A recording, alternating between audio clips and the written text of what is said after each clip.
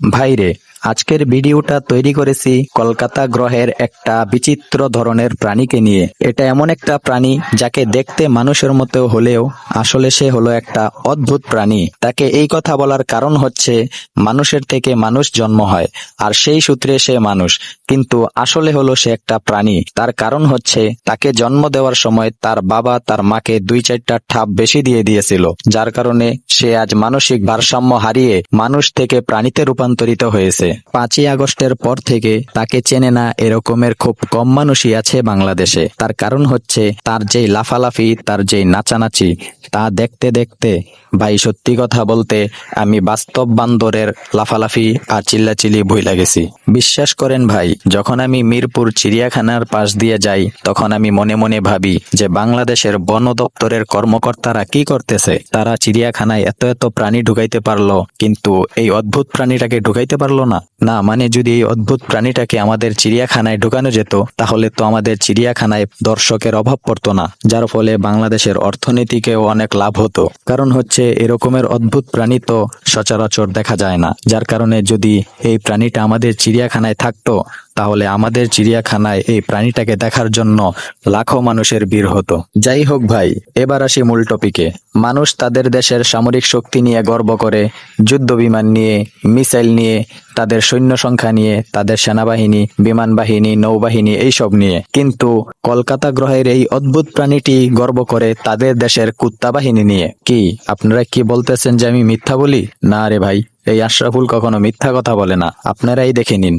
তো উচ্চিংড়ের চাচাজানদেরকে দেখাতে চাই যে বিএসএফ আর্মি টার্মি তো পরে হবে, আগে আমাদের গর্বের ডগ স্কোয়াডটা চিনে নি। এই শকুনদের ছবি হাটাও, আমাদের ডগ স্কোয়াড K9 বলা হয়, ক্যানাইন থেকে এসেছে K9 শব্দটা। K9 এরা দেশের সেরা ডগ কমান্ডো স্কোয়াড। এদেরকে কয়েকজনকে যদি বাংলাদেশে পাঠিয়ে দেওয়া যায়, এই উচ্চিংড়ে মৌলবাদীদের টাইট দিয়ে K9 আবার চলে আসবে এবং স্যালিউট করছে এই K9 এর অফিসারদেরকে। এরা মানুষ নয়, এরা সারমেয়। বিশেষ ভাইরে, বিশ্বাস করেন এই ভিডিওটা দেখার পরে আমার ঠাকুমার জুলি কান্দে উঠতে গেছে, যার কারণে আমি এখন খুবই মর্মাহত। তাদের এই কুত্তা বাহিনীর একটা স্কোয়াডই নাকি বাংলাদেশের মানুষের জন্য যথেষ্ট। ভাইরে, এই ভিডিওটা দেখার পরে আমার বন্ধু করমচোর বলতেছে সেও নাকি এলাকার যত কুত্তা বিলাই আছে ওগুলোকে কমান্ডো ট্রেনিং দিবে, যাতে করে অদূর ভবিষ্যতে যদি কখনো ময়ূকরঞ্জন ঘোষের এই কুত্তা বাহিনীর কোনো একটা স্কোয়াড চট করে বাংলাদেশে ঢুকে যায় তাহলে যাতে করে তাকে প্রতিহত করা যায়। আর আমার বন্ধু করমচোরের কথা শুনে আমার আরেক বন্ধু ল্যাংরা মাসুম বলতেছে তার নাকি একটা কুত্তা এরকমের অলরেডি আছে যে কিনা মানুষের মতো খাবার খায়, মানুষের মতো কথা বলে, মানুষের মতো সব কাজকর্ম করে। তো সে চাইতেছে যে এই কলকাতার অদ্ভুত প্রাণীটাকে দিয়ে তার সেই কুত্তাটার রিভিউ দেবে, যাতে করে তার কুত্তাটা ভাইরাল হয়ে যায়। তো ভাইরা, আপনারা কি বলেন, আমার বন্ধু ল্যাংরা মাসুমের কুত্তাটা কি ভাইরাল হবে? আপনারাই কমেন্টে বলে যান। আসলে ভাই, যারা নিয়ম করে সকাল বিকাল গরুর গোবর আর চেনা খায় তারা তো কুত্তা বাহিনী নিয়েই গর্ব করবে। কারণ হচ্ছে যুদ্ধ হলে তো তাদের সেনাবাহিনীকে আর খুঁজে পাওয়া যাবে না, তো সে এখন আর কি নিয়ে গর্ব করবে? তো এইটা দেখার পরে তো ভাই আমি খুবই ভয়ে আছি, কবে যেন সে তার দেশের কুত্তা, বিলাই, ছাগল, গরু, ইঁদুর, পিঁপড়া যা আছে সবগুলো নিয়ে না জানি গর্ব করা শুরু করে যে তাদের একটা পিঁপড়া স্কোয়াড বাংলাদেশের মানুষের জন্য যথেষ্ট। আসলেই ভাই, কি পরিমাণে শুকনা পাতা খেলে এরকমের কথা বলতে পারে তা আপনারাই বলুন। আসলে ভাই, গোপন সূত্রে জানতে পারলাম যে রিপাবলিক বাংলা চ্যানেলের মধ্যে যতজন কর্মী কাজ করে তারা আসলে ছিল মলম বিক্রেতা, নয়তোবা কেউ ছিল বেদের মেয়ে, আর নয়তোবা কেউ ছিল হকার। তো কলকাতার সেই ব্যবসার মধ্যে ধস নামার পরে তারা চুক্তি করে একটা নিউজ চ্যানেল খোলে। আসলে তো নিউজ চ্যানেলের নামে তারা সেই নিউজ চ্যানেলে তারা নিউজের নামে মানুষকে বিনোদন দিয়ে বেড়ায়। তারা বেশভূষা পাল্টে সাংবাদিক হয়েছে ঠিকই, কিন্তু তাদের স্বভাব তো রয়েছে সেই আগের মতোই, তাই তারা সেই স্বভাব অনুযায়ী লাফালাফি চিল্লাচিল্লি করে। আসলে ভাই, তাদের চ্যানেলের মধ্যে খবর বলতে তো কিছু নাই, বরং তাদের চ্যানেলের মধ্যে রয়েছে বিনোদনের অফুরন্ত ভান্ডার।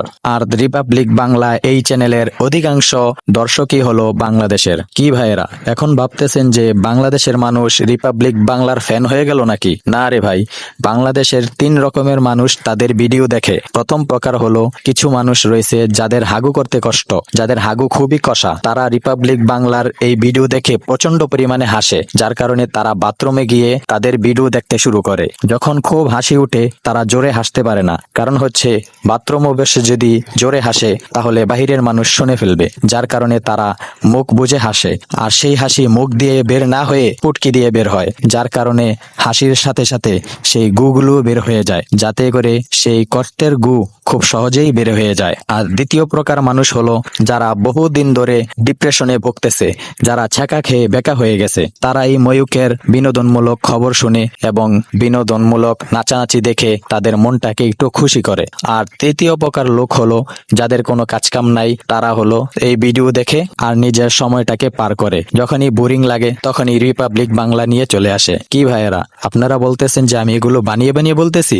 না রে ভাই, এই আশরাফুল কখনো বানিয়ে বানিয়ে বলে না, তা আপনারা নিজেদের চোখেই দেখতে পারতেছেন। তো যাই হোক ভাই, আমরাও কিন্তু এই সমস্ত চ্যানেলের ভিডিওগুলো শুধুমাত্র বিনোদন উদ্দেশ্যেই দেখতেছি, এবং যদি ভবিষ্যতেও দেখি তাহলে বিনোদনের উদ্দেশ্যেই দেখব, কারণ হচ্ছে এই খবরের কোনো ভিত্তি নাই। যাই হোক, শেষমেশ আমি আশরাফুল একটা ভালো কথা কই যে বাংলাদেশের মানুষ নিজেদের ভূমির প্রশ্নে, নিজেদের স্বাধীনতার প্রশ্নে কাউকে ছাড় দিবে না। তোমাদের কুত্তা বাহিনী না, তোমাদের যদি হিউম্যান বাহিনীও নিয়ে আসো, বাংলাদেশের মানুষ তাকে একটুও গণবে না। আর যে কুত্তা বাহিনী নিয়ে এত লাফালাফি করতেছ, যদি এই কুত্তা বাহিনী এক স্কোয়াড না, যত স্কোয়াড আছে সব স্কোয়াডও বাংলাদেশের বর্ডার পার করে কাছে আসে, বাংলাদেশের মধ্যে যে কাটা খায় সেই বিড়ালগুলো কিন্তু তাদেরকে ভাগিয়ে দেওয়ার জন্য যথেষ্ট। আর মানুষের কথা তো বাদই দিলাম। আর সত্যি কথা বলতে ভাই, বাংলাদেশের সাথে ভারত কখনোই যুদ্ধ করবে না, কারণ হচ্ছে বাংলাদেশের সাথে যুদ্ধ করলে তার ফলাফল কি হবে তা ভারত ভালোভাবেই জানে, যার কারণে তাদের সরকারি পর্যায়ের কোনো লোকই কিন্তু বাংলাদেশের সাথে যুদ্ধ নিয়ে কিছু বলে না। যত লাফালাফি আর কান্নাকান্নি চলে সবকিছুই কিন্তু এই সমস্ত রিপাবলিক বাংলা মার্কার যেই সংবাদ মাধ্যমগুলো আছে সেগুলোতেই করে। তো আজকের ভিডিও এই পর্যন্তই। যদি ভিডিওটা ভালো লেগে থাকে তাহলে অবশ্যই চ্যানেলটা সাবস্ক্রাইব করে দিবা, আর পেজে দেখে থাকলে পেজটা ফলো করে দিবা, না হলে কিন্তু কদম জোড়ায় টোক্কা মেরে চিৎকার দেওয়াই দিব।